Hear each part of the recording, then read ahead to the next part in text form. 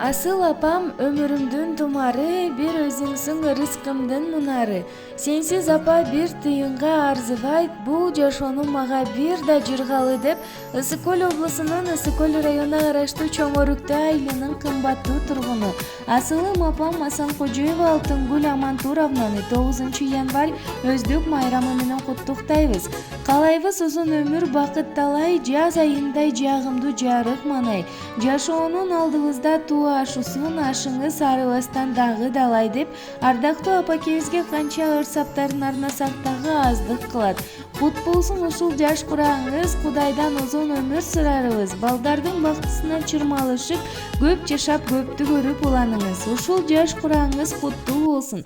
Дагы бир жаш үзөңгүсүн тээп, куттуураак асыл жашка жетип, балдар менен бакталайга курчалып, дарыясын ырыс куттуу кечип, дем күчүңүз арыбай, жүзгө чейин карабай, урмат сыйыбызды көрүп, бактылуу болушуңузду тилеймин деп Москвадан кызы Алина куттуктайт.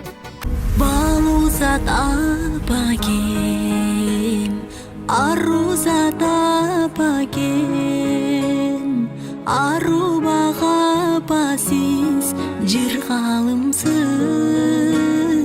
кымбатым апагем, кубатым апагем, кубантар апасыз, тумарымсыз.